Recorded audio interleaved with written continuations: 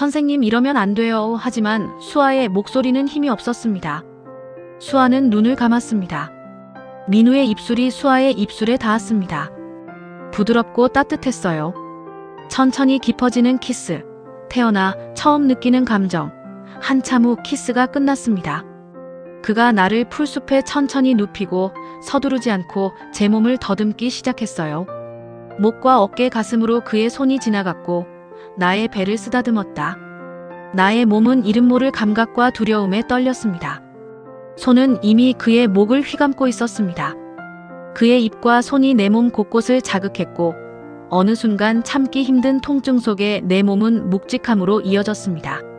숨결이 거칠어졌고 나의 몸은 완전히 그의 손길에 맡겨져 있었고 그의 몸이 빨라졌습니다.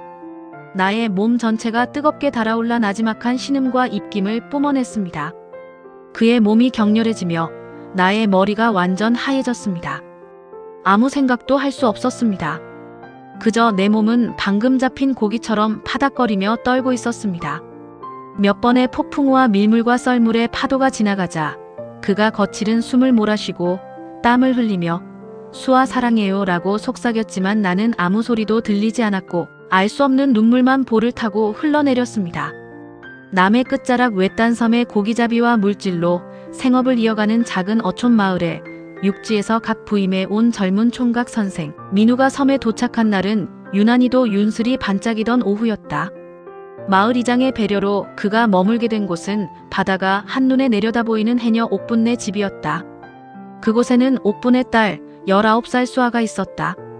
수아는 학교에 가는 대신 집안일을 도우며 어머니의 곁을 지키는 조용하고 맑은 소녀였다.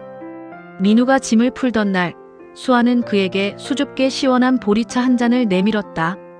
그것이 두 사람의 첫 만남이었다. 민우는 학교 수업이 끝나면 방에서 책을 읽거나 수아의 가사 일을 돕곤 했다. 마당에서 멸치를 말리거나 그물을 손질할 때 두 사람은 도란도란 이야기를 나누었다. 민우는 수아에게 육지의 넓은 세상 이야기를 들려주었고 수아는 민우에게 섬의 전설과 계절마다 피는 꽃의 이름을 가르쳐 주었다. 선생님, 육지는 정말 밤에도 대낮처럼 환한가요? 수아의 호기심 어린 질문에 민우는 미소 지으며 대답했다. 그래요. 하지만 이 섬의 밤하늘처럼 별이 쏟아지지는 않아요. 난 여기가 더 좋습니다. 수아 씨가 있는 이곳이요. 민우의 담백한 고백에 수아의 볼은 잘 익은 석류처럼 붉게 물들었다. 수아는 고개를 숙인 채 애꿎은 앞치마 자락만 만지작거렸고 민우는 그런 수아의 옆얼굴을 가만히 응시했다. 폭풍이 오려는지 유난히 습하고 무더웠던 어느 날 밤이었다. 수아는 늦게까지 책상 앞에 앉아 수업 준비를 하는 민우를 위해 갓 쪄낸 옥수수와 시원한 식혜를 소반에 받쳐들고 그의 방을 찾았다. 선생님, 아직 안 주무셨어요? 낮게 깔린 수아의 목소리에 민우가 고개를 돌렸다. 열린 문틈으로 들어온 달빛이 수아의 하얀 목덜미에 머물고 있었다.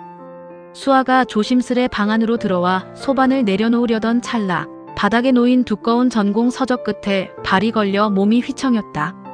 아! 짧은 외마디 비명과 함께 수아의 몸이 민우 쪽으로 쏠렸고 반사적으로 민우가 팔을 뻗어 수아의 어깨와 허리를 감싸 안았다. 쟁반 위에 식혜 대접이 덜그럭거리며 바닥으로 떨어졌지만 두 사람 중 누구도 그것에 신경 쓸 겨를이 없었다. 민우의 단단한 가슴에 수아의 부드러운 어깨가 완전히 밀착되었다.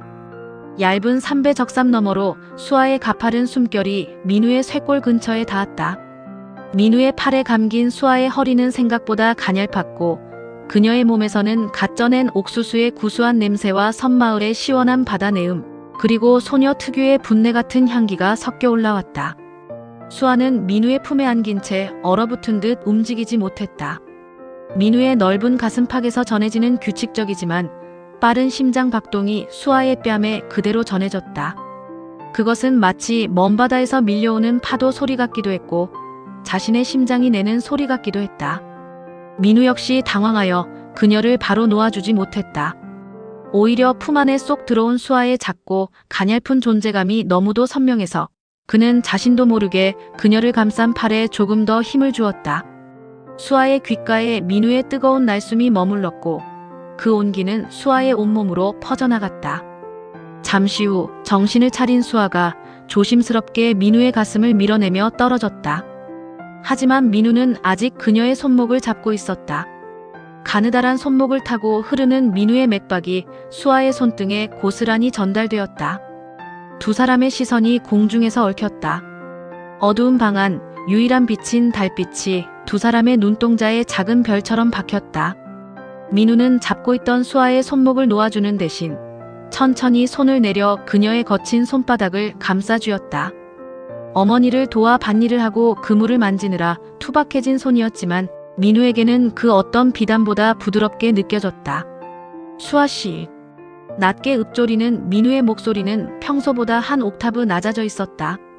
민우는 다른 한 손을 들어 수아의 뺨에 흩어진 잔머리를 귀 뒤로 넘겨주었다. 그의 손가락 끝이 수아의 귓바퀴를 살짝 스쳤고 그 사소한 접촉만으로도 두 사람은 마치 온몸이 불길에 휩싸인 듯한 전율을 느꼈다. 그날 이후 두 사람 사이에는 말로 다 할 수 없는 묘한 기류가 흘렀다.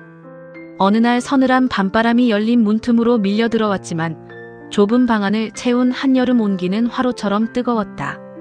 창밖으로는 규칙적인 파도 소리가 정적을 부드럽게 메우고 머리 위로는 쏟아질 듯한 은하수가 검푸른 바다 위로 흐르고 있었다. 깊은 밤 수아씨. 낮게 읊조리는 민우의 목소리는 평소보다 한 옥타브 낮아져 있었다. 수아는 조용히 방문을 열고 밖으로 나갔다.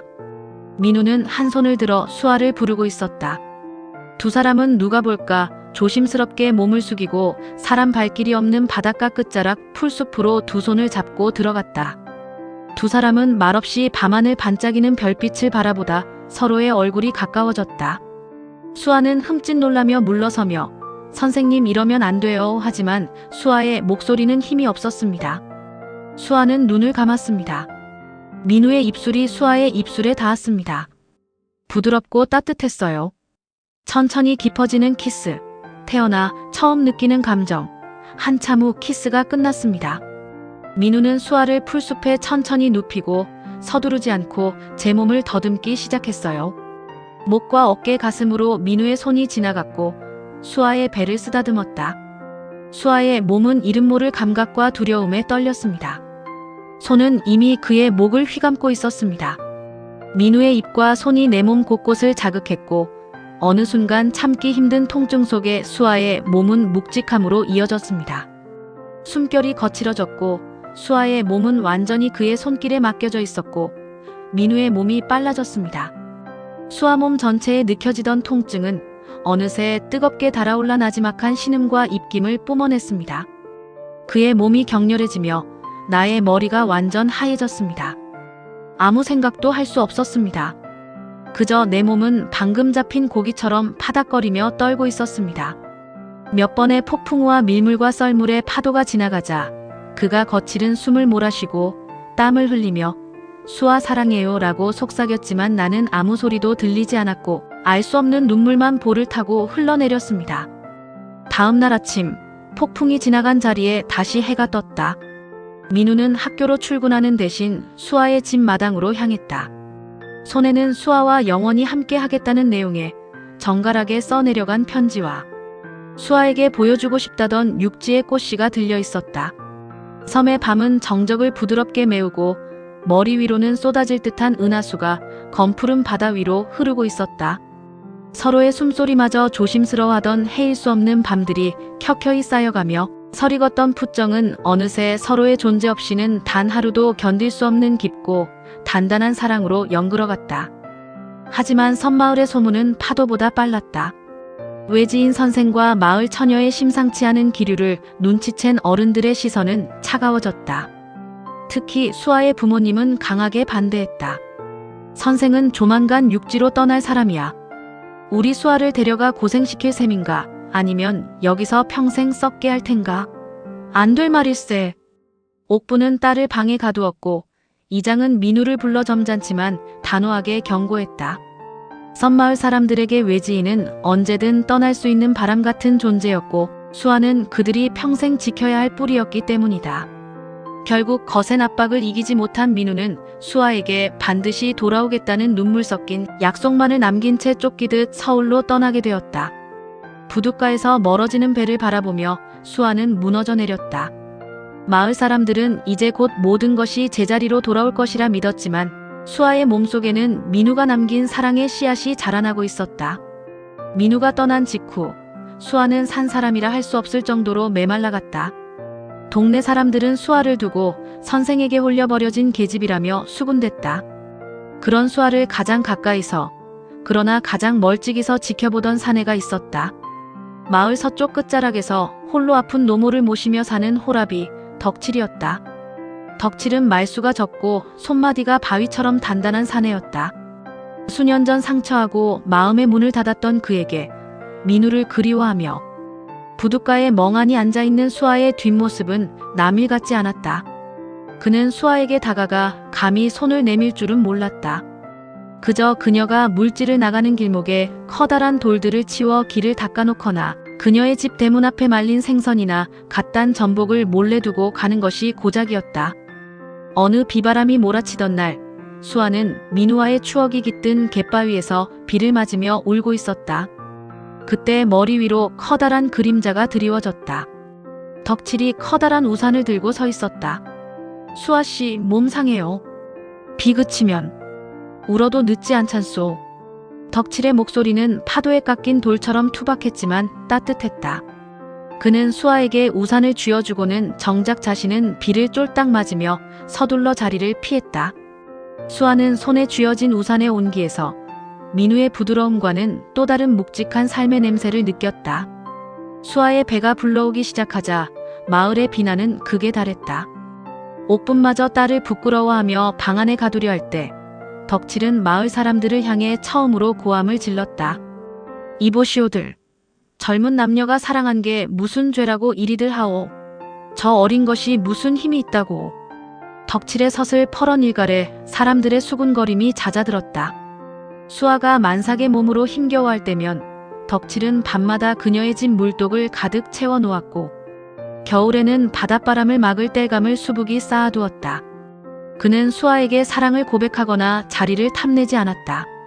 그저 그녀가 낳은 아이 윤슬이 건강하게 자랄 수 있도록 튼튼한 울타리가 되어주었을 뿐이다. 수아는 덕칠의 마음을 알았다. 그것은 육지에 세련된 사랑은 아니었지만 이 척박한 섬에서 뿌리를 내리고 살아남아야 하는 자들의 동료애이자 가장 순수한 형태의 연민이었다. 덕칠 덕분에 수아는 절망 속에서도 삶이라는 끈을 놓지 않을 수 있었다. 민우가 떠난 지 벌써 6년이 흘렀다. 수아는 마을 사람들의 따가운 눈총과 부모님의 모진 매질 속에서도 민우를 꼭 닮은 아들 윤슬을 낳았다. 아이의 눈매와 올곧은 콧날은 영락없는 민우의 모습이었다. 수아는 이제 예전에 수줍던 19 소녀가 아니었다. 아이를 지키기 위해 옥분과 함께 거친 바다에 몸을 던지는 해녀가 되었다. 차가운 바닷속에서 숨이 턱끝까지 차오를 때마다 수아는 민우와 갯바위에서 나누었던 약속을 떠올리며 버텼다. 수아의 손은 이제 더 이상 고운 처녀의 손이 아니었다.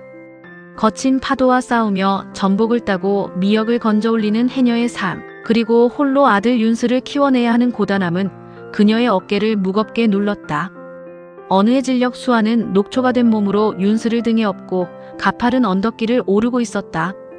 아이는 잠이 들어 축 늘어졌고 수아의 이마에는 구슬 같은 땀방울이 맺혔다. 엄마, 아빠는 언제 와? 잠결에 웅얼거리는 아이의 한마디에 수아의 가슴은 무너져 내렸다. 마을 사람들의 비아냥과 부모님의 한숨을 견뎌내며 버틴 세월이었지만 가끔은 저 멀리 수평선을 바라보며 민우의 이름조차 희미해지는 것 같아 두려움이 엄습하곤 했다. 윤슬아, 저 바다 너머에 아빠가 계신단다. 언젠가 저 수평선을 타고 우리를 데리러 오실 거야. 어느덧 6살이 된 윤슬은 아빠가 죽어간 것이라고 가르쳐 주었던 육지의 꽃씨가 마당에 흐드러지게 피어날 때면 바다를 향해 손을 흔들며 아빠를 기다렸다. 수아는 민우가 보내온 바래진 편지 뭉치를 품에 안고 매일같이 저녁 노을이 지는 부둣가에 서서 돌아오지 않는 배를 기다리며 섬의 고독을 견뎌냈다. 여느 날과 다름없이 갯바위에서 물질을 마치고 올라온 수아는 부둣가에서 낯익은 실루엣을 보았다.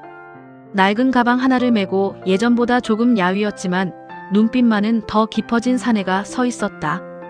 부둣가에서 가장 먼저 민우를 맞이한 것은 덕칠이었다. 덕칠은 민우를 보자마자 달려가 그의 멱살을 잡으려다 이내 그의 눈가에 어린 눈물을 보고 손을 내렸다. 선생, 참으로 늦었소. 하지만 왔으니 됐소. 수아 씨는 당신만 기다리며 살았소. 덕칠은 민우를 수아에게 안내하고는 자신은 어두운 밤바다를 향해 길게 담배 연기를 내뿜으며 돌아섰다. 그의 뒷모습은 쓸쓸해 보였지만 동시에 가장 무거운 짐을 내려놓은 사람처럼 가벼워 보이기도 했다. 수아 씨. 그 한마디에 수아는 들고 있던 망사리가 바닥으로 떨어졌다. 한시도 잊지 못하던 님 민우였다. 서울에서 집안의 반대를 무릅쓰고 임용고시를 다시 준비해 정식 교사가 된 그는 백방으로 노력한 끝에 다시 이 작은 섬마을 분교로 발령을 받아 돌아온 것이었다. 두 사람은 부둣가 모래사장 위에서 서로를 껴안고 한참을 울었다. 민우는 수아의 거칠어진 손등에 입을 맞추며 미안하다는 말만 되풀이했다. 집에서 엄마 오기만 기다리던 윤슬은 처음 보는 아빠의 모습에 낯설어했지만 민우가 건넨 나무로 깎은 배선물을 보고 금세 그의 품에 안겼다. 민우가 오면서 수아의 삶은 찬란한 빛으로 가득 찼다. 민우는 낮에는 아이들을 가르치고 방과 후에는 수아의 일을 도왔다. 그는 더 이상 펜만 잡던 유약한 총각 선생이 아니었다. 직접 장작을 패고 텃밭을 일구며 수아가 물질을 나갈 때면 정성껏 윤슬을 살폈다. 마을 사람들의 시선도 점차 변해갔다. 수아의 정절과 민우의 애틋한 일편단심을 지켜본 이웃들은 이제 그들을 섬마을 원앙 부부라 부르며 응원했다. 민우는 학교 도서관을 마을 사람들에게 개방하여 한글을 모르는 어르신들에게 글을 가르치고 수아는 물질로 얻은 싱싱한 해산물을 이웃과 나누며 슬기로운 공동체 생활을 이끌어갔다. 저녁이면 세 식구는 툇마루에 앉아 은하수를 바라보았다. 윤슬은 아빠의 품에 누워 육지의 전래동화를 듣고 수아는 민우의 어깨에 머리를 기댄 채 평화로운 파도 소리를 감상했다. 수아 씨, 이제 다시는 당신과 윤슬이를 두고 떠나지 않을 겁니다. 이 섬이 우리의 영원한 삶의 터전이에요. 민우의 속삭임에 수아는 비로소 긴 방황의 끝에 도착했음을 느꼈다. 파도 소리는 여전히 섬을 감싸고 돌았지만 이제 그 소리는 이별의 눈물이 아닌 행복의 합창이었다. 민우와 수아 그리고 윤슬이 함께 읽어가는 마당에는 민우가 가져온 꽃씨가 해마다 더 넓게 퍼져나가며 온 섬을 향기로 채웠다. 민우가 돌아온 후 덕칠은 민우의 가장 든든한 친구이자 형님이 되었다. 민우는 덕칠에게 농사와 어로 기술을 배웠고 덕칠은 민우에게 글과 세상을 배웠다. 두 사내는 툇마루에 앉아 술잔을 기울이며 수아와 윤슬의 웃음소리를 배경음악 삼아 섬의 밤을 지켰다. 수아는 이제 덕칠을 보면 환하게 웃으며 덕칠 오라버니라고 불렀다. 덕칠은 그 부름 하나만으로도 지난 6년의 고생이 다 씻겨나가는 기분이었다. 덕칠의 순수한 사랑은 소유가 아닌 지킴이었고 그 지킴 덕분에 민우와 수아의 사랑은 비극으로 끝나지 않고 찬란한 결실을 맺을 수 있었다. 이들의 순수하고 애틋한 사랑 이야기가 마음에 들었다면 댓글과 좋아요, 구독 부탁드립니다. 고맙습니다.